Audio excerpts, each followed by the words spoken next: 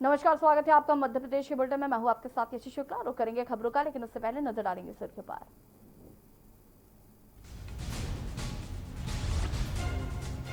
Corona रोकथाम के लिए जन आंदोलन। पीएम मोदी कोरोना रोकथाम के लिए जन आंदोलन का आज करेंगे आगाज। चुनाव प्रचार के बीच पानीपुरी, केंद्रीय मंत्री ने बीच सड़क पर रुकाया काफिला, जमकर गोलगप्पे का लुत्फ उठाया। मुख्यमंत्री ने रीवा में सुपर स्पेशलिटी हॉस्पिटल का किया लोकार्पण, कहा हाथ तंग रहे पर गरीबों की सेवा में कमी नहीं होने दी। पूर्व मुख्यमंत्री ने अनूपपुर में सभा ली, कहा प्रदेश में वोट की नहीं नोट की सरकार है और ये उपचुनाव बिके हुए लोकतंत्र के बाद का चुनाव। दशहरा की नई गाइडलाइन जारी, भोपाल में रावण की ऊंचाई, आतिशबाजी पर बंधन नहीं, आयोजन स्थल पर बैरिकेड लगाने होंगे।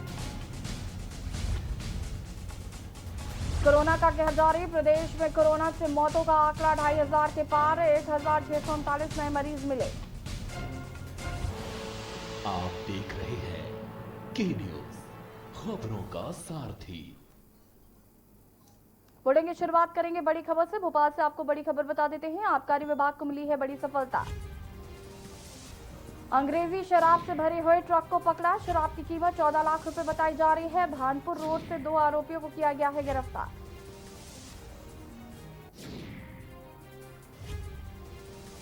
बड़ी खबर आपको भोपाल से बता रहे, जहां पर आबकारी विभाग को मिली है बड़ी सफलता।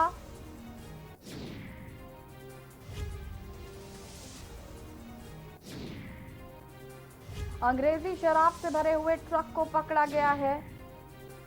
बता दें कि शराब की कीमत 14 लाख रुपए बताई जा रही।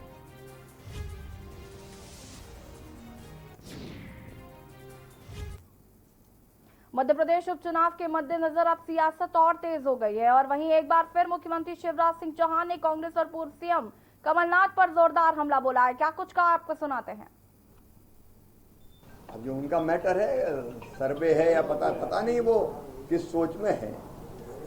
अब मुझे तो ये भी पता चला है कि वो कह रहे हैं, शिकायत कर रहे हैं कि ये मुख्यमंत्री को रोको, ये लोकार्पण कर रहा है, ये शिलान्यास कर रहा है। अरे भाई, विकास से तुम्हें तकलीफ क्या है? एक तरफ तो पूर्व मुख्यमंत्री नेता प्रतिपक्ष कहते हैं शिवराज सिंह नारियल लेके घूमता रहता है, हर कहीं नारियल फोड़ देता है। कमलनाथ जी, नारियल नहीं फोड़ रहा हूँ, सड़कें बनवा रहा हूँ उनके साथ, पुल पुलिया बनवा रहा हूँ, भवन बनवा रहा हूँ, विकास के काम करवा रहा हूँ। आपके पास नहीं था पैसा, हमारे पास तो पैसा है। अब हम अगर शिलान्यास और लोकार्पण भी करते हैं तो उनको तकलीफ होती है और वो शिकायत करते हैं रोको रोको रोको। चुनाव आयोग में जाते हैं, यहाँ कोई चुनाव थोड़ी है जब हम शिलान्यास और लोकार्पण कर रहे हैं। ये कांग्रेस का विकास विरोधी कदम है। विकास के काम उनने तो किए नहीं, हम करते हैं तो चिढ़ते हैं। एक तरफ कहते हैं विकास के कामों का लोकार्पण शिलान्यास रोको और दूसरी तरफ कहते हैं नारियल फोड़ते हैं शिवराज सिंह, झूठ बोलते हैं, कहीं कोई काम नहीं होता। अब कौन झूठ बोल रहा है ये जनता भी समझ ले और आपके माध्यम से मीडिया भी समझ रहा है। सवाल ही पैदा नहीं होता, भारतीय जनता पार्टी की संस्कृति नहीं है। हम इस तरह की किसी भी घटना के समर्थक नहीं है और कोई ऐसी हरकत करेगा तो उसके खिलाफ कार्रवाई सरकार करेगी। मुख्यमंत्री शिवराज सिंह चौहान ने रीवा में 150 करोड़ रुपए की लागत से निर्मित सुपर स्पेशलिटी हॉस्पिटल का लोकार्पण किया। मुख्यमंत्री ने समारोह में 399 करोड़ रुपए की लागत के निर्माण कार्यों का लोकार्पण और शिलान्यास किया। मुख्यमंत्री ने लाडली लक्ष्मी योजना, किसान क्रेडिट कार्ड, पथ पर बिक्री करने वालों के लिए स्वनिधि योजना तथा वनाधिकार एक्ट के तहत वनाधिकारी पट्टों के पत्र हितग्राहियों को बांटे। मुख्यमंत्री ने प्रदेश की बोर्ड परीक्षा में मेरिट सूची में स्थान बनाने वाली रीवा जिले की 3 बेटियों को बेटी बचाओ बेटी पढ़ाओ अभियान का एक ब्रांड एम्बेसडर भी बनाया है। उन्हें नवनिर्मित हॉस्पिटल का निरीक्षण भी किया और सुविधाओं की जानकारी दी।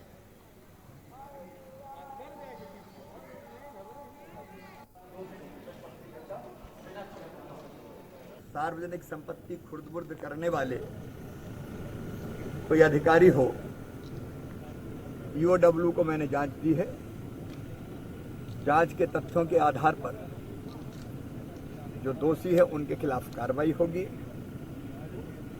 हमने 2 टीमें बना दी है, एक स्पेशल टीम पुलिस की गठित कर रहे हैं ईओडब्ल्यू की और एक हमारी रेवेन्यू की। जहां जहां संपत्तियां हैं तुरंत कब्जा लेंगे, गड़बड़ अगर की है तो कार्रवाई करेंगे अब वो जनता की संपत्ति आखिर हजारों करोड़ की संपत्ति है, उसको खुर्द-बुर्द नहीं होने दिया। मध्य प्रदेश में 28 सीटों पर होने वाले उपचुनाव को लेकर सियासत तेज हो गई है। अनूपपुर में पूर्व मुख्यमंत्री कमलनाथ के काफिले पर हुए हमले पर पूर्व मंत्री पीसी शर्मा ने कहा कि कमलनाथ की सभा के लोग सुनाने जा रहे हैं। मध्य प्रदेश की सियासत में काफी अरसे बाद ऐसा हो रहा है कि किसी नेता को सुनाने भीड़ पहुंच रही है। बीजेपी बौखला गई है और इस पर नरोत्तम मिश्रा ने भी कांग्रेस पर जमकर हमला बोला है। क्या कुछ कहा है, सुनाते हैं आपको। जो सभाएं हो रही हैं, ये मध्य प्रदेश में बहुत दिनों के बाद किसी नेता को सुनने लोग जा रहे हैं, कमलनाथ जी को सुनने जा रहे हैं और एक अट्रैक्शन है उनका आज मध्य प्रदेश के अंदर। बाकी जो बीजेपी की सभाएं हो रही हैं, ट्रकों से और गाड़ियों से ढोया जाता है उसमें, लेकिन इसमें लोग खुद स्वतः सुनने आ रहे हैं कि इतना अच्छा काम 15 महीने में किया है, ऐसे लीडर को हमको सुनना है। और इसलिए भारतीय जनता पार्टी बौखला रही है।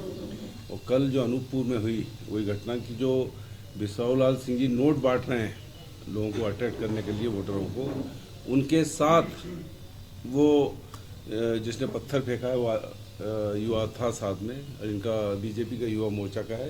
इसकी जितनी निंदा की जाए कम है। और मैंने कल भी कहा था कि एक जेट सिक्योरिटी कमलनाथ जी को प्रोवाइड करना चाहिए, क्योंकि इस समय हिंसा पे उतारू है भारतीय जनता पार्टी। इसका हाथ दंगाइयों के साथ, इनको दलित की चिंता नहीं है, कांग्रेस को दल हित की चिंता रहती है। देश तोड़ने वाली ताकतों के साथ हमेशा कांग्रेस खड़ी दिखाई दी है। भारत तेरे टुकड़े होंगे इंशाअल्लाह इंशाअल्लाह। भारत की बर्बादी तक जंग हमारी जारी रहेगी। अफजल हम शर्मिंदा है, तेरे कातिल जिंदा है कहने वाले लोगों से सबसे पहले पहुंचने वाले व्यक्ति राहुल गांधी थे। वही राहुल गांधी का हाथरस कनेक्शन निकला है। वो व्यक्ति स्पष्ट कह रहा है कि दंगे करवा देंगे, फिर राहुल गांधी आएंगे। हमेशा दलितों के हितों पर कुठाराघात कांग्रेस ने किया है।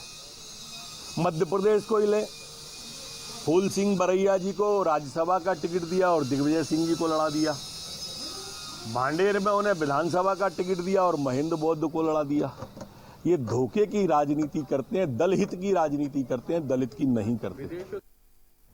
मध्य प्रदेश सरकार का केंद्र सरकार पर जीएसटी क्षतिपूर्ति का 5,208 करोड़ रुपए बकाया है, जिस पर प्रदेश सरकार के वित्त मंत्री जगदीश देवड़ा का कहना है कि राज्यों की खराब हालत देखते हुए केंद्र सरकार ने राज्यों को केंद्र की गारंटी पर लोन देने को कहा है, लेकिन राज्य तैयार नहीं है, जिसके लिए जगदीश देवड़ा ने बताया कि 12 अक्टूबर को एक बार फिर जीएसटी काउंसिल की बैठक है, जिसमें सहमति बनने की उम्मीद है। वहीं जगदीश देवड़ा ने केंद्र सरकार से जीएसटी क्षतिपूर्ति और राशि जारी करने की गुहार लगाई है। जगदीश देवड़ा ने कहा कि केंद्र ने हाल ही में 792 करोड़ रुपए की क्षतिपूर्ति राशि दी है, जिससे केंद्र सरकार का धन्यवाद अदा करते हैं।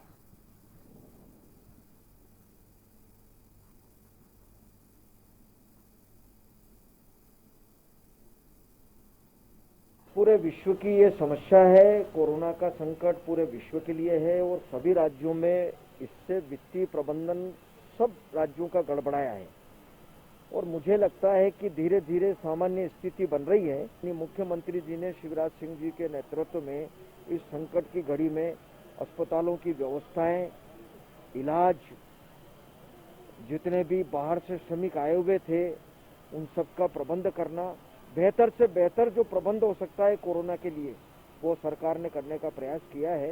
इसलिए मुझे लगता है कि धीरे धीरे आर्थिक स्थिति में सुधार आएगा। खबर बैतूल से है, जहां पर खून न मिलने से एक प्रसूता की मौत हो गई। मृतका का नाम सुमन यादव बताया जा रहा है, जिसकी उम्र 28 वर्ष थी। आपको बता दें कि मृतका को पहले चिचौली ले जाया गया, जिसके बाद उन्हें बैतूल रेफर कर दिया गया। जहां उसकी डिलीवरी तो हो गई, लेकिन डिलीवरी के बाद उसे खून की जरूरत पड़ रही थी, जो समय से न मिलने पर उसकी मौत हो गई। परिजनों ने ब्लड बैंक स्टॉप पर मनमानी का आरोप लगाया है और अभद्रता का भी आरोप लगाया है। वहीं बच्चे को आईसीयू में भर्ती कर लिया गया है। पूरी घटना बैतूल जिला अस्पताल की।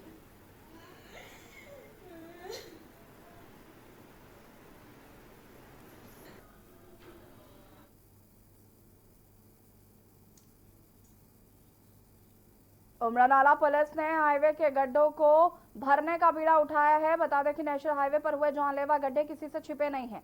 उमरानाला से लेंगा बाईपास तक करीब दर्जन भर से अधिक गड्ढे हैं। सिमरिया लिंगा रिंग रोड तक हाईवे की हालत इतनी खस्ता थी कि रोजाना कोई ना कोई चोटिल होता था। बारिश में नेशनल हाईवे को तालाब में तब्दील होने में देर नहीं लगती थी। बारिश की बूंदाबांदी पर जलभराव की समस्या क्षेत्रवासियों के लिए आए दिन मुसीबत बनती थी और इसी को लेकर उमरा नाला पुलिस ने हाईवे के गड्ढों को भरने का बीड़ा उठाया। उन्होंने खस्ता हाल हुए रोड में निर्माण सामग्री की मदद से गड्ढों को भरा। हाईवे के गड्ढों की मरम्मत होती देख राहगीरों ने उमरा नाला पुलिस के कार्य की सराहना की।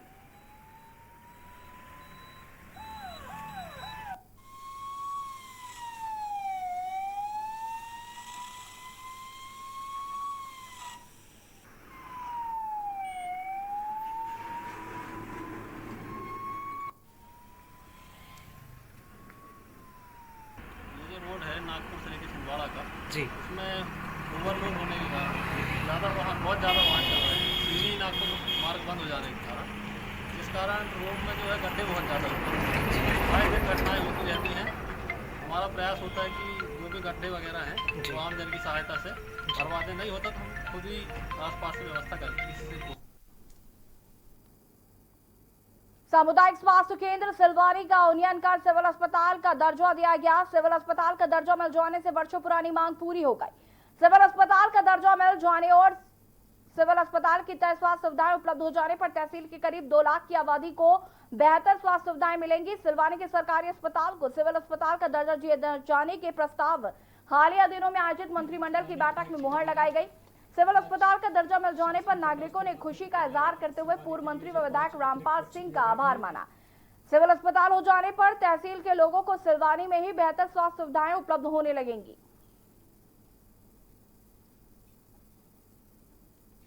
पूरी ताकत के साथ इस बात को रखा है और जल्दी कराएंगे इसको।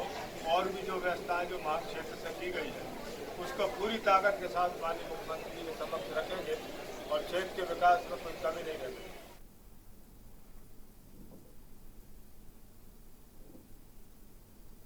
मध्य प्रदेश के धार जिले में तिरला थाना अंतर्गत इंदौर अहमदाबाद मार्ग पर हादसे में 6 मजदूरों की मौत हो गई। लगभग रात 12:30 बजे हुए इस हादसे में 20 से ज्यादा मजदूर घायल हो गए। मजदूर पिकअप वाहन से केसूर से सोयाबीन कटाई कर अपने क्षेत्र टांडा जा रहे थे और इस दौरान टैंकर ने टक्कर मार दी। टक्कर इतनी तेज थी कि कुछ मजदूर दूर जा गिरे। पिकअप वाहन में महिलाएं और बच्चे भी मौजूद थे। वह इस पूरे प्रकरण में कलेक्टर ने आर्थिक सहायता की घोषणा की है।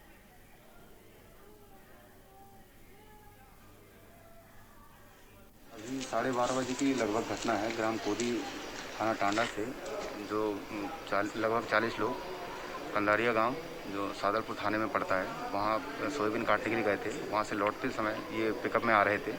रास्ते में चिकलिया फाटा के पास इनकी गाड़ी पंचर हुई तो पंचर को ठीक करने के लिए गाड़ी को बीच रास्ते पे रोका गया और उसको ठीक जो ड्राइवर था वो उस गाड़ी का टायर बदलने लगा। उसी दौरान लगभग 10 से 11 लोग गाड़ी से नीचे उतर के चाय पानी के लिए ढाबे में चले गए। शाजापुर जिले की पलायकला तहसील के मोल्टा केवड़ी के निवासी जयप्रकाश डांगी राष्ट्र की सेवा से सेवानिवृत्त होकर वापस अपने गांव पहुंचे।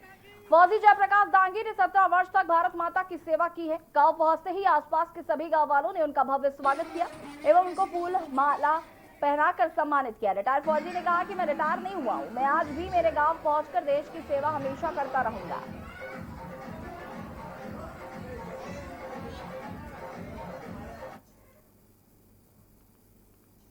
छिंदवाड़ा हाईवे मार्ग से तिकाड़ी जाने के लिए सिर्फ 3 किलोमीटर का रास्ता है और यहां पर आने जाने के लिए ग्रामीणों को कच्ची सड़क से होकर गुजरना पड़ता है। इससे ग्रामीणों को परेशानियों का सामना करना पड़ता है। देखिए रिपोर्ट। सड़कों की हालत देख रहे हैं ना, ये सड़क है छिंदवाड़ा के मोखेड़ विकास खंड की, जहां बैतूल छिंदवाड़ा हाईवे मार्ग से तिकाड़ी जाने के लिए सिर्फ 3 किलोमीटर का रास्ता है। यहाँ पर आने जाने के लिए ग्रामीणों को कच्ची सड़क से होकर गुजरना पड़ता है। इससे ग्रामीणों की परेशानियों का सामना करना पड़ता है।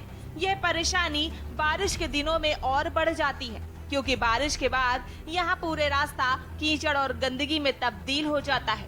लेकिन स्थानीय जनप्रतिनिधियों और अफसरों ने ग्रामीणों की समस्या के प्रति कोई ध्यान नहीं दिया। यही वजह है कि ग्रामीण आज भी परेशान हैं। जबकि प्रधानमंत्री ग्राम सड़क योजना और मुख्यमंत्री सड़क योजना के अंतर्गत यह सड़क आसानी से बन सकती है, लेकिन अफसरों की इच्छा शक्ति न होने के कारण सड़क नहीं बन पा रही है। जी। मेरे ग्राम में आज रोड का इतना ज़्यादा खराब है हमारे यहाँ पर। आज 25 साल हो गए जी। सब प्रशासन कर्मचारी को भी हमने सूचना दी गई, विधायक लोग भी आए, सांसद भी आए, कमलनाथ बोल गए हम अभी रोड बन जाएगी तुम्हारी। हमने 2 लाख के प्रॉब्लम में उनको एक तरफा वोट दिए। अच्छा। फिर भी हमारे यहाँ आज तक वो आके खड़े नहीं हुए। अब कोई भी चुनाव होगा हम उनका सब बहिष्कार करेंगे। तो इस बार ठान लिए गांव वालों ने कि बहिष्कार ही होगा? हमारा पूरा ग्राम में ठान लिया कि इस बार वोट बहिष्कार करेंगे। यदि अफसर इस सड़क का प्रस्ताव बनाकर भिजवा दें तो सड़क की स्वीकृति मिल जाएगी और ग्रामीणों को सड़क का लाभ मिलने लगेगा। सर्वाधिक परेशानी ग्रामीणों की बारिश के दिनों में होती है। कच्ची सड़क बरसात के पहले ही पानी के दलदल में तब्दील हो जाती है। यहाँ तक कि घुटने घुटने कीचड़ होने के साथ ही संपूर्ण सड़क पर पानी भर जाता है। सड़क न बनने को लेकर गुस्साए ग्रामीणों ने जिला प्रशासन के खिलाफ मोर्चा खोल दिया है। अब देखने वाली बात होगी आखिर कब तक इस ओर ध्यान दिया जाएगा। छिंदवाड़ा से के न्यूज के लिए श्याम साहू की रिपोर्ट। भारतीय वायुसेना आज अपना 88वां स्थापना दिवस मना रही है और इस मौके पर गाजियाबाद के हिंडन एयरबेस पर वायुसेना अपनी ताकत का प्रदर्शन कर रही है। इस बार एयरफोर्स के बेड़े में राफेल को भी शामिल किया गया है। राफेल के अलावा वायुसेना के कई अन्य लड़ाकू विमानों ने इस दौरान अपनी ताकत दिखाई है। देखिए रिपोर्ट में।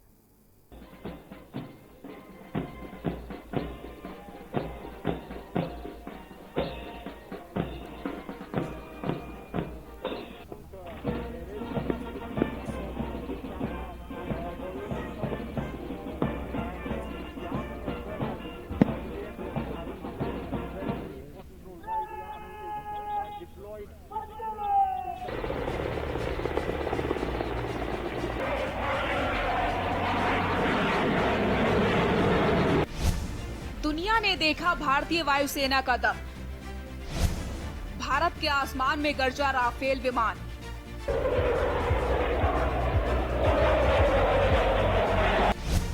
आज देश मना रहा एयरफोर्स डे। 88 साल की हुई भारतीय वायुसेना।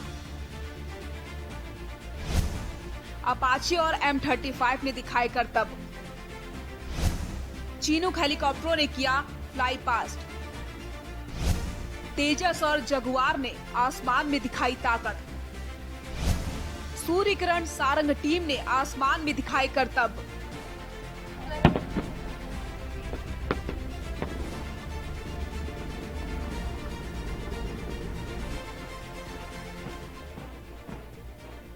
भारतीय वायुसेना 8 अक्टूबर को अपनी 88वीं वर्षगांठ मना रही है।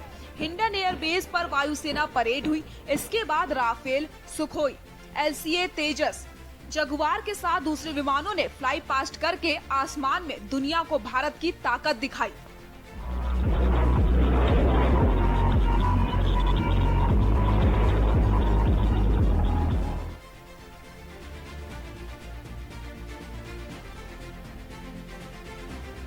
कार्यक्रम को संबोधित करते हुए वायुसेना प्रमुख RKS भदौरिया ने कहा कि मैं राष्ट्र को आश्वस्त करना चाहता हूं कि भारतीय वायुसेना देश की संप्रभुता और हितों की रक्षा के लिए सभी परिस्थितियों के लिए हमेशा तैयार रहेगी।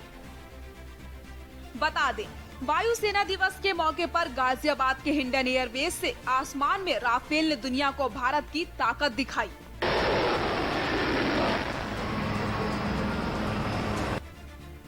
राफेल के साथ 3 फॉर्मेशन में जगुआर लड़ाकू विमान भी रहे, जिन्होंने आसमान में उड़ान भरी। राफेल के बाद स्वदेशी विमान तेजस ने आसमान में फ्लाई पास्ट किया। हिंडन एयरबेस पर 88वें भारतीय वायुसेना दिवस के मौके पर 2 चीनूक हेलीकॉप्टरों ने फ्लाई पास्ट में भाग लिया। चीनूक के साथ Apache helicopter, globe master, Sukhoi समेत कई लड़ाकू विमानों ने अपना दम दिखाया। डेस्क रिपोर्ट के न्यूज इंडिया।